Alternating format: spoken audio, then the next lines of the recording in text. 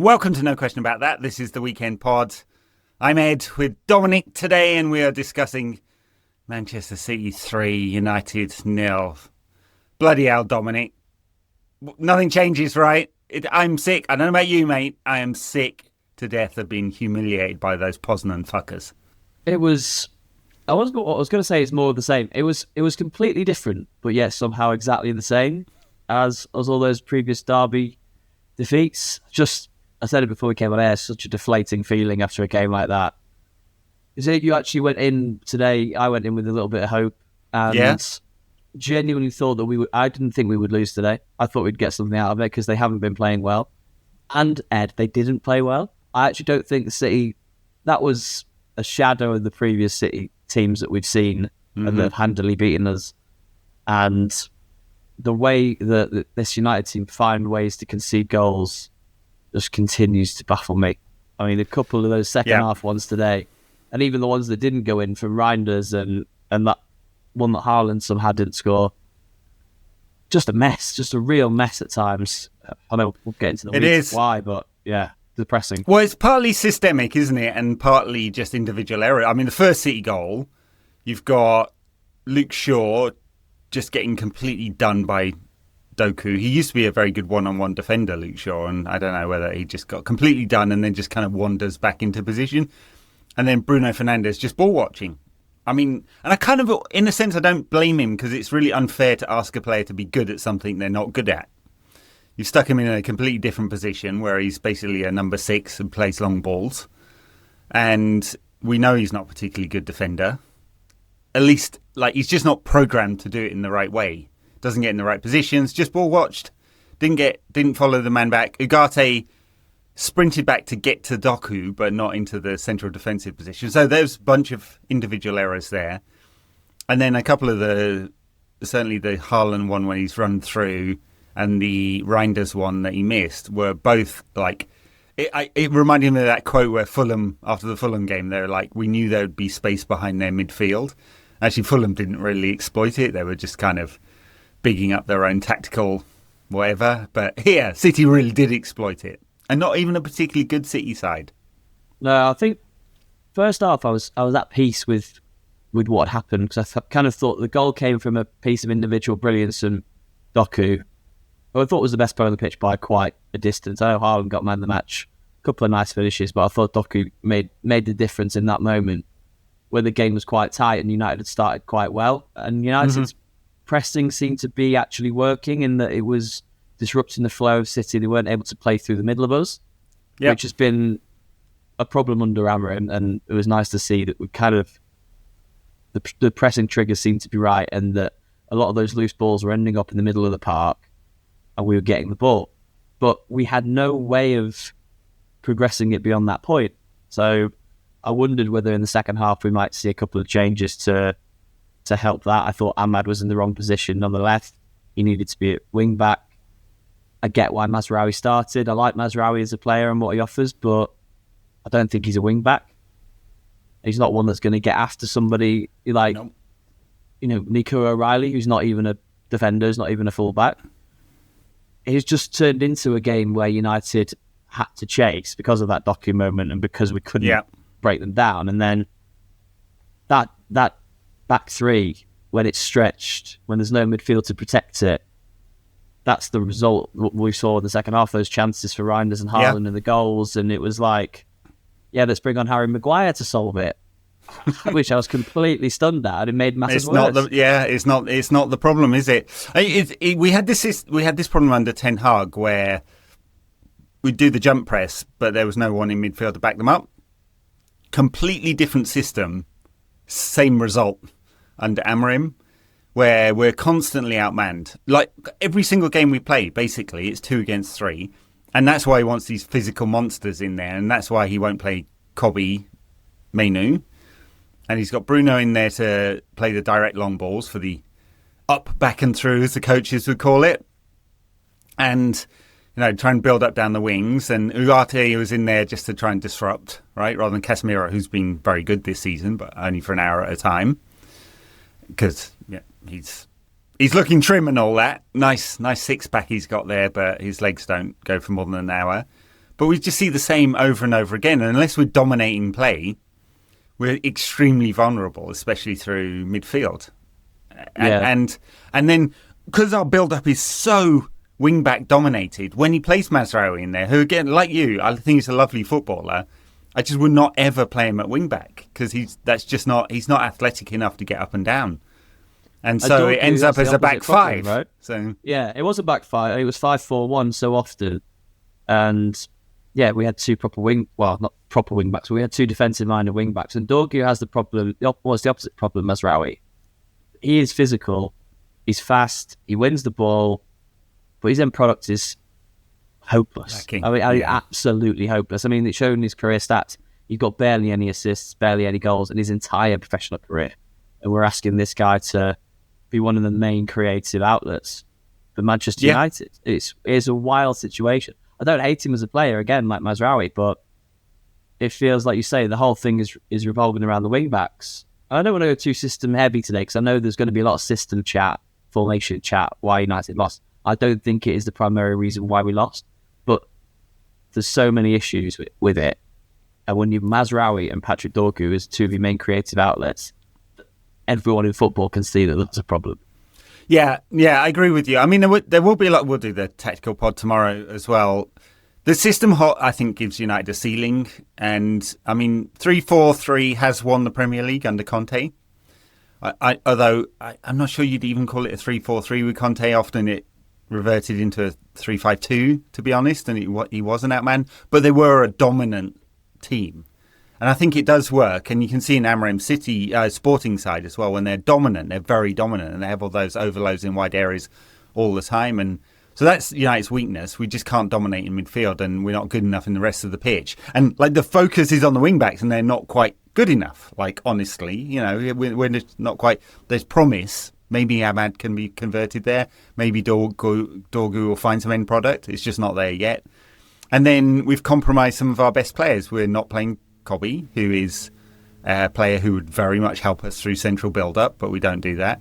And we've taken our best player, Bruno, and shifted him to be a number 6 who plays long balls forward. And so you've exacerbated his weaknesses, which are defensive, and minimised his strengths, which are creative, the creative balls in the final third. I can't help go back to, like, Amorim may be able to be a brilliant coach with a brilliant set of players who are dominant. He looks extremely vulnerable with a set of average players. And I think he thought, and I guess the club backed him up on this, if we swap out the front three and get better players in the front three, that'll solve all our problems, because he wants to get the ball forward quickly to them in order that they're brilliant. And at times they are brilliant. You saw Mbumo today. All our best stuff, right, went through Mbumo, basically. And Sesko was a bit anonymous. He barely got the ball. One through ball. That was it. The one long through ball, and he had a bad touch. He's not quite, he's a bit rusty still. Not quite had the minutes yet. I don't think he looked awful, but he didn't get in the game enough, did he? He didn't. And I like, from seeing him at Leipzig, he is quick. He's sometimes a bit raw with his finishing or his first touch and his build-up, although he did a lot of build-up last season because he was a bit deeper. So I think there's much, much more to come from him. Not worried about him yet because he's barely had any football. But I think a lot of United's problems do come from the way Amorim has decided to play. Maybe 2 years down the line, it will be brilliant. But I don't know if he's got 2 years. And then we're still seeing, like, as you said, individual errors. That first goal's horrendous from an individual point of view. I mean, Altay did his best today to be as meek as possible. Early on, wasn't there, where Haaland nearly nicked it off him and my heart was in my mouth. I thought, oh my God, it can't happen that quickly. The point about the system compromising people is right, though, because look at Bruno today. Amorim had the perfect opportunity to play Bruno as a left-sided 10. Cunha's not available. Mount's not available. I was thinking it has to be that. Bruno left 10, and Burma right, Ahmad on right wing back. Dallow's out as well. Perfect opportunity for Ahmad to go back to there. And he doesn't do it, and you think, okay, where's Ahmad going to play? I was wondering whether Burma might go left or... Ahmad ends up on the left, which is not his right position. Bruno ends up deep, which is not his right position. And in a game against City, I think, in a game like a derby, you need more legs in midfield, you need bite in midfield, and Bruno isn't that. You know, he's playing a quarterback role, he's spraying long passes, and a lot of them went awry today. He kept trying that sort of weird dink pass into the box towards sort of nobody in particular. And I think Mainu showed when he came on that he can be that 6 or 8 or whatever you want to call it in midfield. He was winning the ball, he was driving upfield. Okay, maybe positionally Amorim's not seeing what he wants from Mainu to play in that position, but I mean, he has to start ahead of Agate for me. I don't care what sort of positional nuances Amorim is seeing. I thought Mainu had a good cameo today in the final half hour, and is worthy of a lot more game time. He's just not the profile Amorim wants, and Amorim, I think, has convinced himself that Mainu can't play in that because he wants those long balls through from he's not a brilliant progressive passer. Mainu, he keeps it simple. You can clearly see in some of the cameos he's had, and also in pre-season, they're wanting him to do both the switch ball and the longer ball forward, up to the forwards, stretch the play, as Amorim called it. And then Amorim he's too honest for his own good, even if he's trying to hold back, but he gets asked questions and then he answers it. And he does a thing that players don't like, which is makes it personal. He's done this twice with Kobbie Mainoo. First he said, "You're behind Bruno in the pecking order." I know he had it in more flowery words than that, but he said that. That prompted a request to go on loan because Mainoo's gone, "I'm not going to get any minutes this season." And then yesterday in the press conference, he's asked about Mainoo, and he's just really, really detailed about what he wants from him. But he's asking him to be a player he is not. Right? So that's why they wanted Carlos Baleba. They want a physical monster, which Carlos Baleba is. He's, by the way, playing absolute dog shit at the moment, but, Never mind that. Yeah, I know. We've ruined him. We've ruined him. He's not even a United player yet, and we've managed to ruin him. That's new territory for us. Usually we have to wait for people to actually sign before we ruin them. But who's that Italian journalist? I can't remember his name now. It was going around, the quote was going around on Twitter, one of the Italian journalists who was saying there's no club like Manchester United for ruining talent. And he was talking about McTominay. He said first McTominay, now Højlund, and even De Gea has become a good keeper again. So, yeah. They used to say Dr. Tottenham, didn't they? Teams go to Tottenham to cure all their ill form. And now it's Doctor leaving United, Yeah. Højlund scored a brilliant goal yesterday as well. Exactly the goal we thought we'd get from him, where the ball is played into the channel, a through ball into the channel, a ball that just never gets played under Amorim, never. Right, the through ball into the channel, he runs onto it, brilliant finish, and you're like, okay, we fixed him already. First game, 14 minutes in, and his confidence is up already. I get that, yeah. There's some tongue in cheek when I talk about this sort of leaving United thing, but there is a serious point in that United creates such a cauldron of pressure. And I think you saw it today. There was so many nerves on show from United today, both in attack and in defence. It was like every time we got forward, we panicked. There was no composure with the final ball. And some of the defending was really sort of kamikaze, almost overly aggressive at times, and giving away silly fouls that Anthony Taylor was always going to give. I mean, I didn't like his performance today. He gave a lot of soft fouls in City's favour, but I thought United played into that. It did feel like a nervy performance. So maybe they know they can feel the pressure that Amorim is under. They can feel the sense of the occasion. Whereas City, although not playing well, had the big players in the big moments who delivered. And that's why the game finished 3-0 when it was. We could all sit here and see that was not a 3-0 game. The United had enough chances to make it closer. Maybe some came at the end when it was a little bit too little too late. But yeah, first half, there wasn't much in it, I didn't think. No, it was very competitive. Yeah. It was competitive. United actually started the game pretty well, had some good possession in good areas. City, funnily enough, after they scored the goal, did drop off a little bit and let United have a bit more of the ball. And then the second half is all game state. And I don't know if you can even draw anything from the data or anything. United just went a little bit suicidal. It could have been. There were moments where it felt like that 6-1 years ago when we were chasing the game. Under Fergie, and he was very critical of United players chasing the game at that moment, and United were doing that.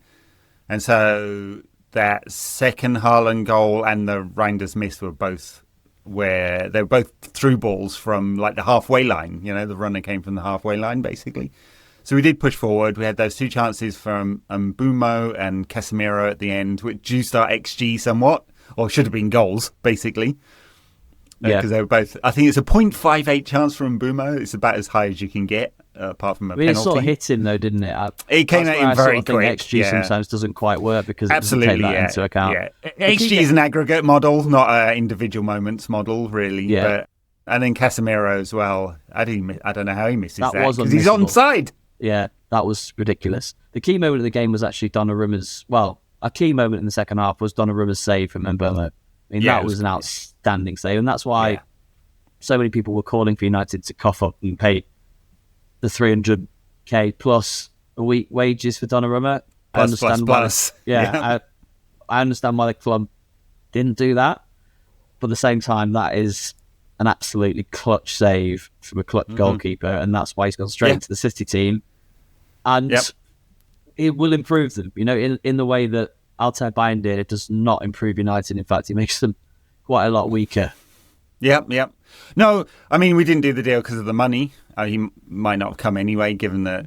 I think he wanted to. I think he would have come if the money had been stumped up. But I mean, it's if he was on, it's getting 13 million net, which works out at well over 400k a week. And who knows, it's City, so he's probably got an offshore account as well. Shares in some shell business in Abu Dhabi. But it's interesting because he's given that Amorim's build-up doesn't really focus on the building up from the back. It's part of the reason that Onana's gone. Like, he doesn't care about it so much. And City do care about it. And Donnarumma's okay, but he's not like, you know, Edison could hit a 50-yard pass to feet. Donnarumma's not going to do that. So it's interesting, like, stylistically, it's a big departure, I think, for Pep. Yeah, to go with that. The proper football man in me likes what Donnarumma offers, you know, as a goalkeeper, because he saves shots. Yeah. He saves a lot of shots. That's what a goalkeeper should do. Yeah. It'd be nice if we had a goalkeeper who did that as well. Well, we'll see with Senna Lomans whether he's going to be, because he's a big frame. He's kind of similar profile of keeper. Obviously, he's only got a year's worth of experience. Donnarumma was playing in the Milan side at 16. So there's very, you know, wide gulf in experience there. He's a similar profile in that he's okay with his feet, from what I can tell, the clips, the many hundreds of clips that are on YouTube now.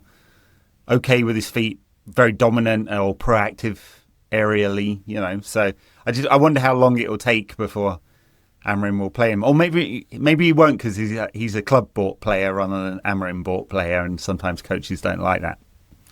We will see. What do you make of this sort of reaction? We're only just seeing it now really pouring. I'm just scrolling down the BBC's live blog. Robbie Savage, the formation is at fault. Michael Richards, the system isn't working for United. As what I mentioned earlier, I think a lot of the chat now is going to be about the system. I don't see it as a system defeat today. I just don't see it. I think, you know, more possession than City, a decent amount of shots and a few chances. I see it as a confidence issue and a sort of a mentality issue that United have always backed themselves into by not winning games, and maybe that is a system issue. Do you know what I mean? I don't think today was an issue of tactics and the system. I think today was an issue of confidence, mentality, and again finishing, which is going to be, we're going to speak about a lot because it's not been solved despite signing a whole new forward line. £200 million on a forward line, yeah. I mean, I think in the aggregate, in the big picture, I think there are systemic issues because he almost needs the perfect player for every position to make it work. Just need to be more dominant, otherwise you do get this problem in midfield. Today wasn't necessarily about that. I mean, you could see at the end they were pushing up and there was gaps all over the place, but they were chasing the game. That's part of the reason why we got a few chances at the end. They were throwing plays into the box finally. Why City did. City got a couple of chances as well. So I think it probably all comes out in the wash. Yeah. I find with media coverage these days that the quality of coverage actually comes from people who spend the time to do it, like people who've decided they're going to focus on tactics, or coaches who are on Twitter who do some really good analysis. And it's not amongst the major broadcasters who all insist on having ex-footballers who you would think would understand this stuff. But the ex-footballers who understand this stuff go into coaching. The ones that seemingly don't, or don't want to put the effort in to do that, go into punditry. Sometimes, I mean, it was a breath of like 10 years ago, 15 maybe, I can't remember when Neville first started. that was the kind of breath of fresh air, wasn't it? The Monday Night Football, the depth of analysis they do on that show versus all the other stuff where it's like just kind of platitudes.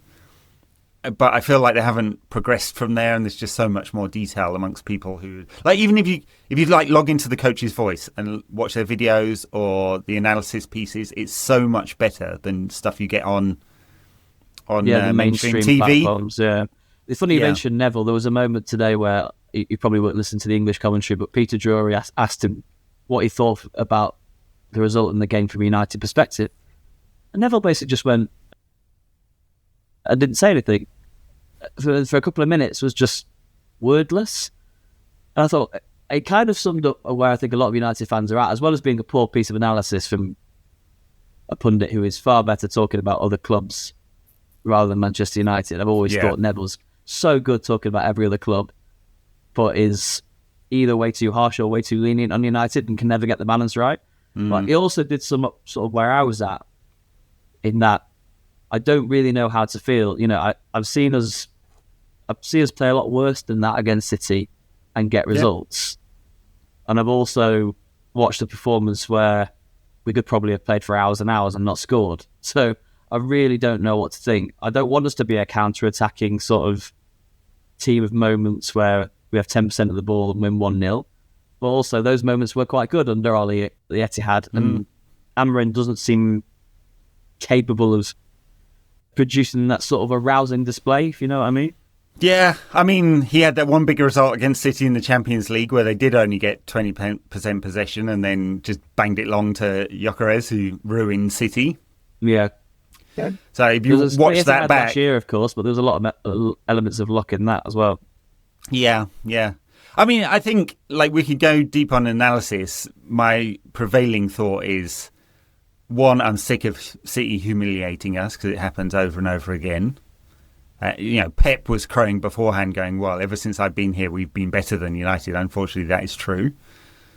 So I'm sick of that. Pep, though. And before. Yeah, and sadly, and before Pep. And I'm sick of United being rubbish. And that is both a 12-year stretch of being rubbish, but particularly in the last 2 years, being really, really rubbish. And then I look at Amorim, and I think is that 47 or 48 games now, and he's lost half of them. That can't continue. And it's not like I'm sitting here going, he's got to go, because I don't know what you would do. But I look at this squad, it doesn't feel right for him. And I look at the performances under him, and they're dreadful. You're looking for hope, some kind of light at the end of the tunnel, and there's hardly any.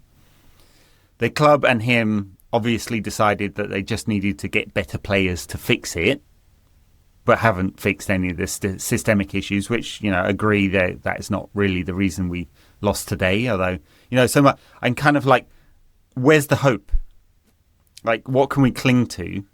We've started this season where we actually played pretty well against Arsenal, but couldn't create enough chances to win that game. We're good for a half against Fulham and then dreadful for a half. Obviously, utterly dreadful against Grimsby.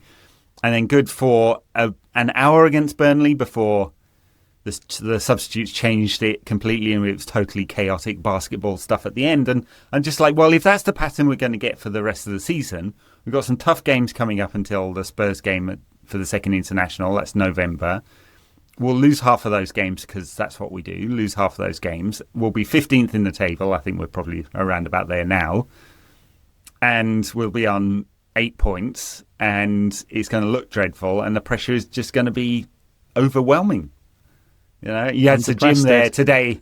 It's depressing, right?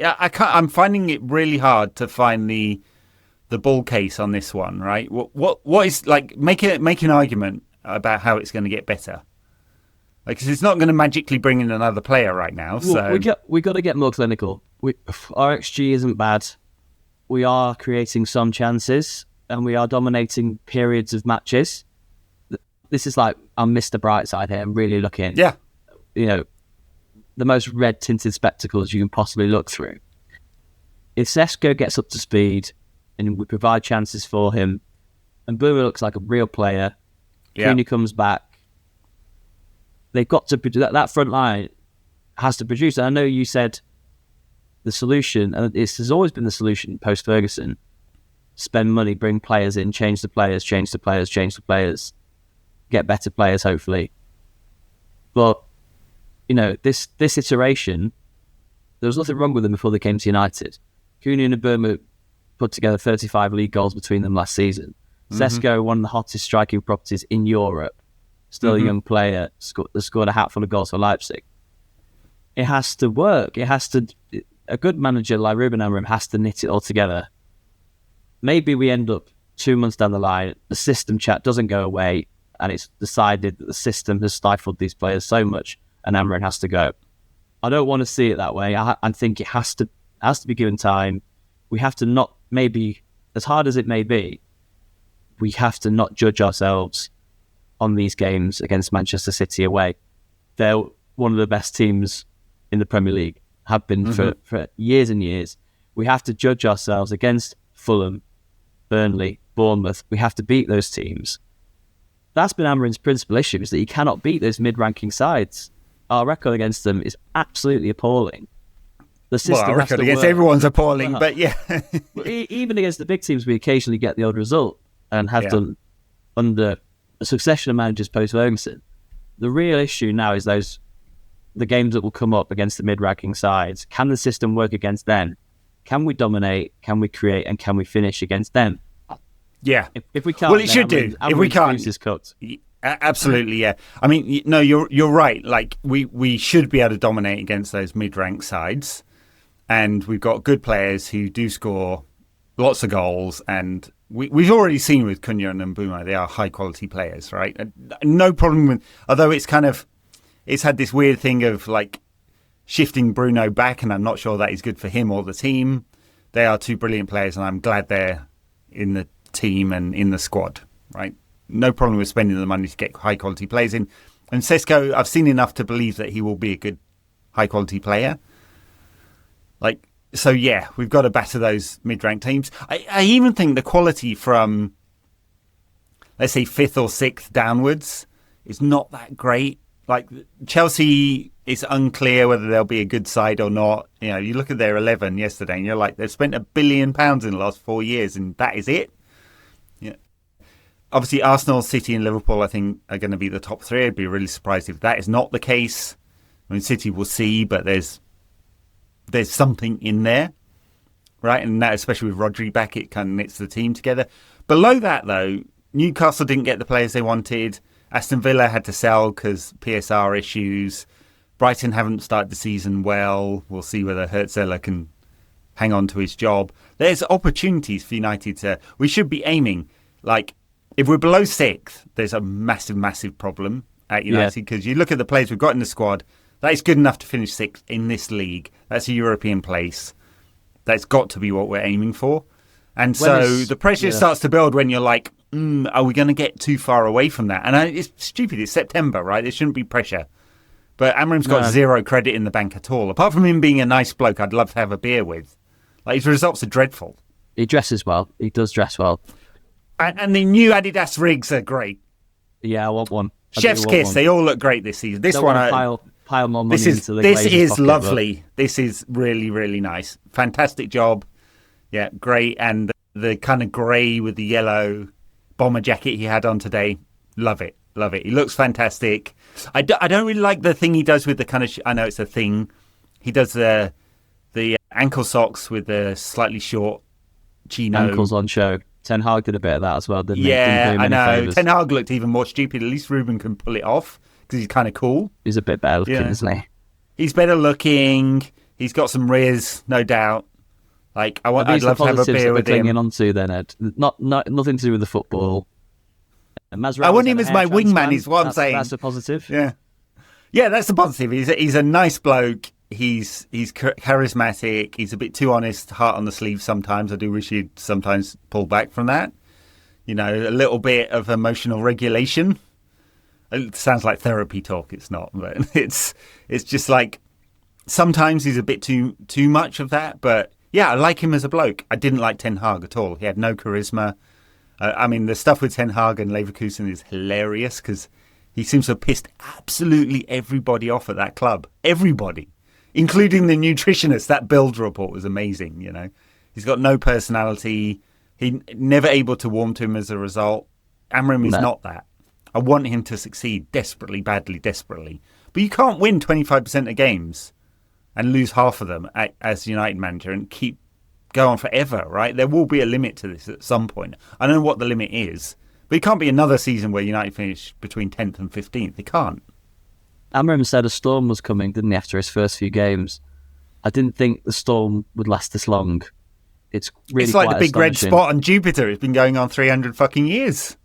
I mean, surely our pain is due to end. The cursed wilderness years, someone will get it right. Someone will sort it. It really doesn't look like it is going to be Ruben Amorim, but we all hope it is. Yeah. We can't blame the club now, can we? I mean, as in the new... I mean, we can. All right, yeah. But there's at least an attempt. I guess we could say maybe, who knows, whether they got the right person in terms of the CEO and the sporting director. In a sense, they're both learner drivers, because it's the first time Jason Wilcox has been a football director of football. First time Barada's been a CEO. Vivell is a known property. Like, they brought in this structure that says, done the thing that Sir Jim Ratcliffe said he would do when he first bought into the club, which is you get the system right, the support system right around the manager, and you give them the right environment to succeed. Right? They've done that. Like, they made so many executive changes, recruitment, medical, analytics, sporting director, CEO, new CFO, new chief business officer, everything around him. They're all very data driven in terms of their purchases. We can argue about every single one of them, whether they're right, but I think they've got most of them right, Uarte being the one that's probably not, right? But most of the recruitment right. So, we're putting the systems in place, and somehow it seems that it's still not good enough to get results out of this team. And it's 4 games into the season, so, I know everything's hysterical with United, and we're probably hysterical too, because we're so sick of it being crap. There's been sick of being crap, but there's also looking at the bigger picture and thinking about, where can we actually go from here that will be a step in the right direction? And how much does today and the defeat to City actually damage what United are trying to do and the project that Amorim's building? And like I say, you shouldn't judge yourselves by these games. It's painful for United fans to admit that, because City is a huge game in the season, is a derby. There's a lot of emotion and there's a lot of tension basically within the fan base when a defeat like this comes up. Social media at the moment, I've had a quick look, is a pit of hysterics. It's ridiculous. I'm sure it will be. Hot takes. Amorim's got to go, right, this been it. The system will never ever work. Sesko's already a flop. I mean, I can't get involved in that. I used to really get involved in that, and it used to damage my mental health on a serious note. Yeah. I hear you. That's not what football is for. It's not what being a fan of a club is for. It's about standing by your club and looking for ways that it can go right in the future. And maybe I'm too positive. Maybe someone will bash me in the comments of this podcast, but I think everything needs to be taken in context. And you are right with the structure of the hierarchy in place and players brought in the summer who I believe are better than the players that we had last season. Things ought to improve. It's a test of how much in the wilderness years are we? How much more wrong can things go in a way that have no explanations? Because it keeps going wrong when you think it's going to go right. So I don't really understand anymore. This was supposed to be the upside, though, wasn't it? When we looked at the pre-season, I thought they were trying to structure it so they would all be ready right from the go, because the fixture list looked like it was really tough the first 10 games. Amorim had no bank of credit at all, right, because the results were dreadful last season, despite making it through to the Europa League final. I mean, even made it worse, right? Almost would have been better if we hadn't beaten Lyon and not made it to the final, because we wouldn't have lost to bloody Spurs and been so utterly pathetic in that final, right? So against fucking Ange Ball as well. So it almost made it worse, right? So you're looking, you're going, right, it has to be good at the start of this season in order to calm everyone down, in order to reduce the pressure, in order to don't have to be top 4 this season. Although you're looking at it going, there's an opportunity for someone here. It doesn't look like it will be United, but we'll see early in the season. You're just looking for raise of hope that it could start well. And there was some little bits. Played all right against Arsenal, bit unlucky. Keeper chucked one in. Played pretty good for a half against Fulham. As I've said, there's some raise of hope, but blindly, each defeat you look at that, and then like you say, I was going to say each defeat then just gnaws away and gnaws away and gnaws away, and that blind faith that you begin the season with, like every set of supporters of every club does, it just quickly turns into this horrible situation where fans are at each other's throat, and you have the Amorim in, the Amorim out campaign within weeks. I have no doubt. Pressure on him, but then what will that actually achieve, Ed? What if you sack Amorim now after banking on 3-4-3 and signing players for it? Yeah. What happens after that? Do you get Ollie back in on an interim basis and have vibes and all that jazz? Well, there's something to be said for that, but it wouldn't. There's something to be said for that. I tell you what, the results will tick up. Football club does, Yeah, no, you're right. So in one sense, I've just said, hey, they're putting the structure in place that you can have a long-term thinking and planning. I do think there's a bit of a dichotomy here, and they did the thing the manager wanted, which was just to get better attackers in. So they didn't improve in midfield. They have banked on getting the ball forward quickly to these forwards and did the thing the manager wants. So in a sense, you built the structure and then done the lionized the manager again and said it's all on him. And I thought we were going to stop that, right? What would happen if you fired Amorim, which I'm not advocating for, right? I do think you need a long-term plan. It's very hard to back him. I can't make an argument other than just blind faith, right? That is not an analytical argument. That is, I like the bloke. I want him to succeed. I'm a United fan. I want the good times to come back. I'm sick of moaning because I've been moaning on this podcast for 10 years. And maybe I should go, maybe I'm the problem. And I should just disappear. And I want him to win. I want it to be good. But I tell you what, if you fired him tomorrow and brought Ollie in for 6 months, Vibes Ball would work with this squad and they'd be a hell of a lot better. Now, it might not be a long-term plan. We've been there before, right? And I'm not actually advocating for that. I'm just saying, hypothetically, if you brought Vibes Ball back in for 6 months, 8 months for the rest of the season, it'd probably be a lot better. Now, would that be building towards what we're trying to build, which is a title-winning squad by 2028, which is their stated goal, right? 150th anniversary of the club, 2028, we can have a title-winning side by then. That's Project 150, Project 21, whatever you want to call it, 21st title and all that kind of stuff, right? Maybe Ollie's ceiling is not title-winning football. Yeah, but it's. I'd rather finish second than 15th. Yeah, well, yeah, I'd rather finish second than 15th. Absolutely, with some fun times as well, and a bit of heart, right? The amount of times we came back in second halves under Ollie. And it went corrosively wrong at the end. There was soul in the club, though. There was soul and belief in the club. And I'm not there was belief for so long. Yeah. I'm not advocating that we do this because it is United are almost damned if they do and damned if they don't. Because under Ollie and probably to a greater extent under Ten Hag, United were criticised for being a moments team, for not having a philosophy, not having a system and a way of playing. Yeah. Everything that a modern coach is now supposed to have. Should be, yeah. Then they brought in the ultimate systems guy, and it isn't working.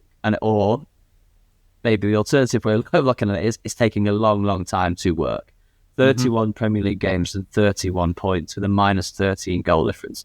It isn't working, that is right? Awful. That's awful. Relegation form by anyone's measure. But United have got to be brave. They've got to swallow it, really, and they cannot. I don't think they can afford to pull the trigger now. They just have to stick because that's what they've set. That's what they've set out to do. Ollie Ball would be great and fun, and we'd all probably have a much nicer time. But United have almost got to swallow the medicine, Just go with the hypothetical, though. Let's go with Ollie Ball then. Go on. I do agree with you. I think we're going to have to stick to it unless it's corrosively wrong. So look at the fixture list. I just opened it up on the phone here.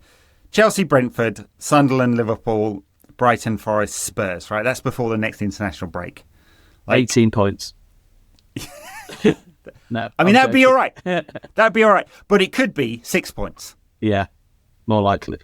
Yeah. I mean, we are fortunate in that Chelsea aren't the fully formed thing. Brentford transitioning. They lost two of their best players and changed the coach out. Sunderland, actually, funnily enough, Sunderland actually recruited pretty well. They looked at the French market and recruited pretty well. I think they've got some good players. Liverpool could be horrible away at Liverpool. Brighton, a mixed bag.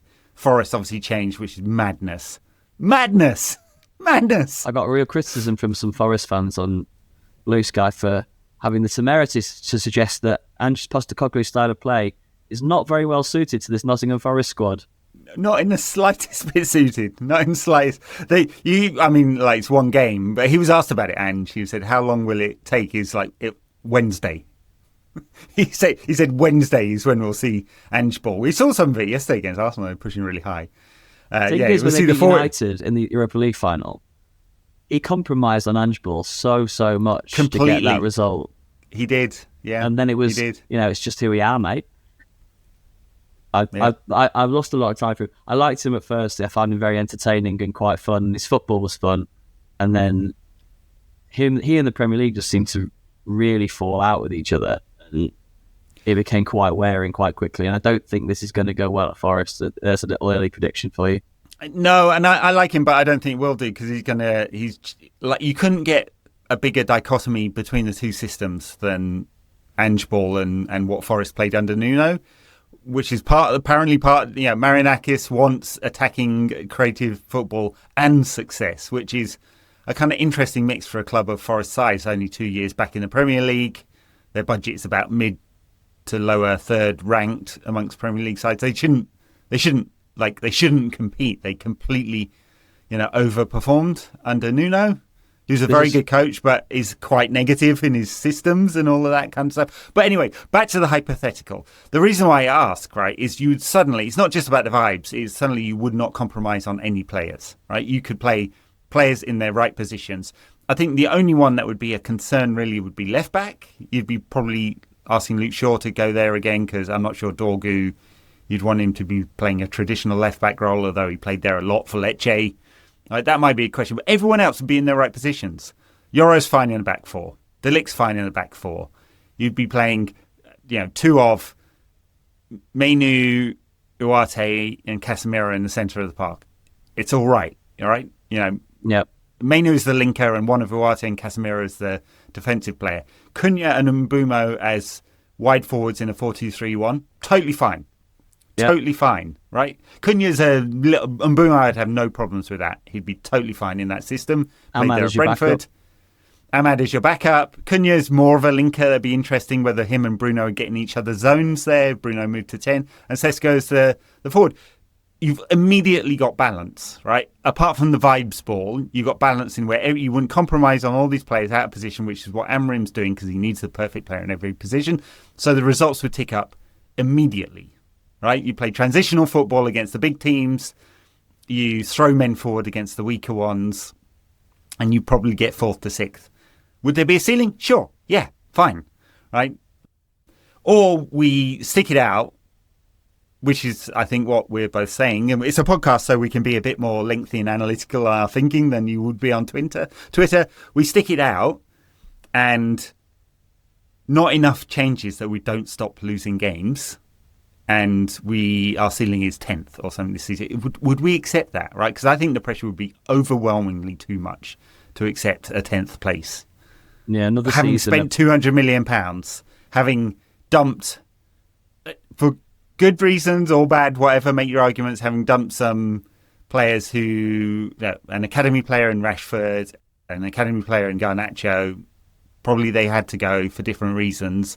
But, is it worth it, right? You spent all this money swapping them out, didn't fix midfield, you're trying to build Amorim's system, but it looks like it'll take another 3 windows to do that, and we might not get, if we're consistently out of Europe, we will be down to 4th or 5th in terms of our revenue against Premier League sides, right? Yeah. And we then can't compete financially, so we haven't got the big swinging financial dick which we used to have.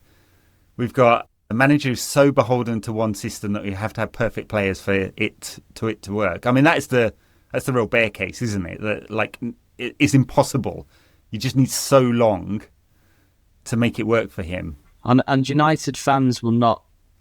I don't think the match-going fans will call for him to go. No, they're singing his song the whole way through today. Yeah, and although I've always liked that about United fans, and I admire loyalty and I admire sticking with something.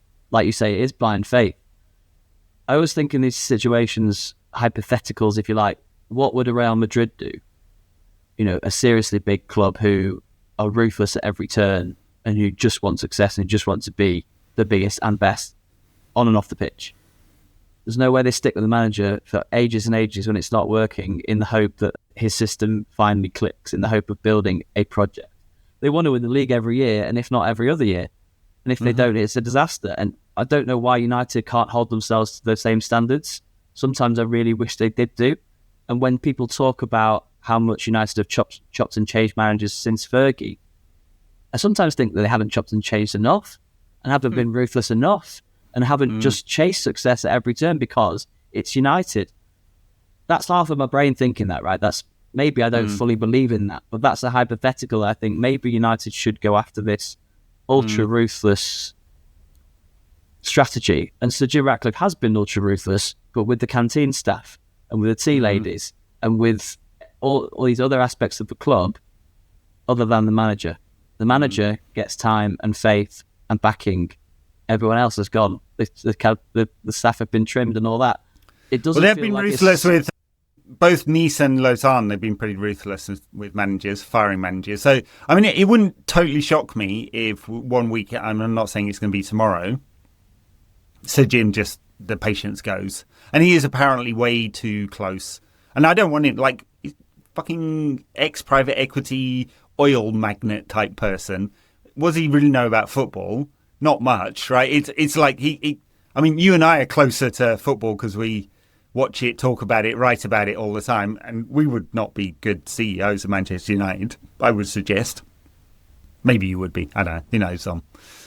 CEO material in there. But, yeah, I'd love to give it a go as well. If £10 billion dropped into my back pocket and I was given the opportunity to buy United, I'd love to give it a go. Might ruin it and there'd be 1 billion people worldwide hating me, but I'd give it a go.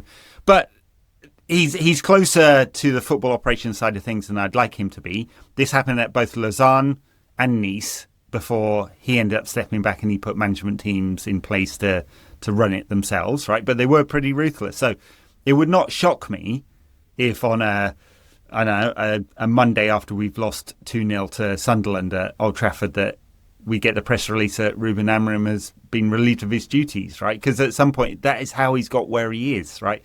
He's been kinder and more patient with Amorim than he would have been with any executive at an Ineos subsidiary company that was failing. Yeah. He'd have killed them straight away. Not killed them. And that's United culture. Them. I'm sure that is United culture. And if we're led to believe what Jim says, he's a United fan. He is one of us. I think he does understand a little bit about United's history and culture and what the fans want. And maybe he is backing Amorim because he thinks that's what the fans want him to do. But like you say, if the results keep coming the way they are, it is going to wear thin from Sir Jim's point. I think the Stretford end will back Amorim every week. And I applaud that. But it may come to a point where it won't make sense anymore. Didn't turn on any managers in the last 12 years since Fergie, except for Van Gaal, where it was attack, right? And that was the thing that got to the fans eventually. It was just the football was so sterile. But they didn't turn on. And opposite way around, so like for me, the only manager of the post-Fergie era that I regret is Ollie. Because I'm like, that last few months went so bad. But apart from that, it was good football, the good vibes. I liked Ollie as a person. He's a club hero. Like, it felt pretty good. It might not have been perfect, but they give it a go. And, so I regretted it went so toxic. At the end, the results went really bad. He didn't know how to change it around. The Ronaldo situation wasn't awesome. He got big dogged by the player coming in, basically. And the rest of them, like Moyes was pathetic. Mourinho, I hated. I hated him talking about players in public the way he did. Hated that. Van Gaal ball was terrible. It was undignified the way United sacked him. Like everyone knew before the cup final that he was getting sacked. And we want Amorim to be treated well because we like him as a bloke, and we do. You would naturally want people to succeed, and I still want him to succeed. there's just something telling me that it won't happen, and it's really unlikely to. I mean, all the stats, all the figures tell you that it's really unlikely to turn around in the way that we hope it will. If I had to do, if you're doing one of those Oxford Union debates or something, or a Sky Sports fan debate, if you want to be a little bit less highbrow, I would not be able to construct a good argument for keeping him. Right? No, it would all be theoretical if we get to the final end state of what we think he's trying to build. But even there, and maybe this is a sad, nerdy online tactico thing. But as I said, there's so much good analysis, and all the analytics people are going, there's a problem with this system. We don't think it will work in a hyper-competitive league until he has all the best players. And here are all the reasons why, right? And maybe it's just because that kind of critical thinking is easier to write than the positive piece. I find that true. I've been writing my Substack, nqatpod.substack.com. Sorry for plugging that. But I've been writing that more this season. I find it very hard to write positive stuff. Some people like the kind of critical, analytical angle to things. A lot of people don't. And I understand why. We're fans. We want to feel good about it. It's entertainment. It's a release from the day-to-day drudgery of life. So that's what football is. That is, and it's supposed to be that. And it's not supposed to be fucking miserable every week. I hate being in a bad mood after United lose, and my wife's like, "You're in a bad mood." I'm like, "Yeah, because United have lost."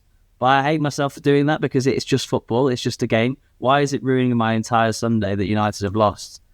It's going to keep doing it until we might never win the league again.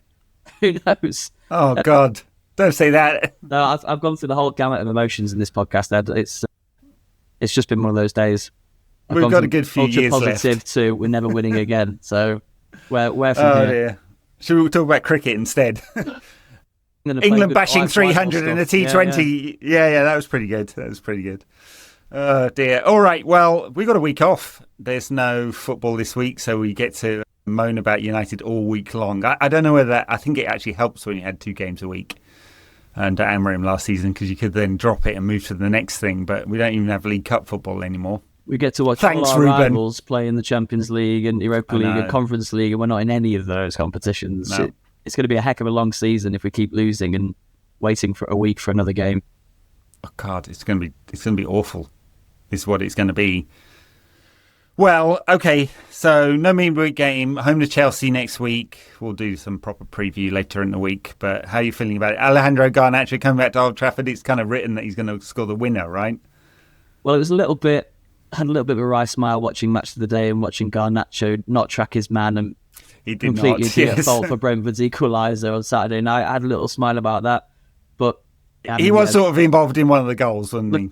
And the rule of post-Ferguson United automatically means that Garnacho will do something great against us and win the game for Chelsea. But I do think that Maresca's Chelsea are very gettable. Yeah. Have a lot of weaknesses. And like I say, I'm very underwhelmed by that team, given the amount of money that's been spent on it. Someone needs to explain Jamie Gittins to me. Just someone explaining to me. I don't understand him as a player. He looks like a player that's coming out of the Championship, and he may be great, but he's so unbelievably raw.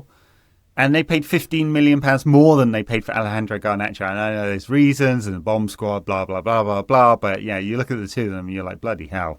Esteban, Buonanotte, a lot of underwhelming attacking players that they brought in. Buonanotte's a weird one. I mean, there's some weird financial shenanigans going on there. They've taken him on loan. What, with Chelsea, Ed? Are you sure? Yeah. Never. That is modern football. When Fabrizio Romano, who's no longer a journalist, he's just an engagement farmer, put out a half and half kit saying that Enciso had been bought by Blueco. And I'm like, football in 2025, fucking shoot me. I've never heard of Blueco. What, are they a Ligue 1 side? yeah, that's right. Just what the hell is that absolute gibberish? Yeah. I think we could beat Chelsea at home, but then we could equally get absolutely mauled by them, and that's precisely where we are at the moment. I've no idea what United we're going to get. I just no idea at all. I hope there's some kind of revelation happens and we suddenly become, the hour of good stuff we saw against Arsenal, that's what we get every single week for the next 2 months, because we're bloody going to need it. And we get some good results, but it really could, this run, bloody hell. We're just not scoring game in goals. there. That's just the principal problem. Own goals have got half of our goals so far this season. And we've had two games against big teams where we've created quite a few chances and put absolutely nothing away and seem to have no confidence in the final third, that's the alarming thing going into games like Chelsea at home. Because if you can't score against that defence at home with a bucket load of talent that United have in the squad, then there's major problems. All right, what a great way to end the show. Sorry, everyone. Dom, thank you very much. Cheers. Where can we find you? You're online. I'm all the onlines at DonBooth19. Come and chat about United in my DMs. I'm always willing to rant about people about United. Yeah, or rant about people. All right, very good. You can catch me on NQAT Pod on all the usual places on the Substack and patreon.com/NQAT Pod if you want to get our extra show. We will do one this week at some point. Thank you very much, everyone. Thanks, Dom. Bye Cheers. now.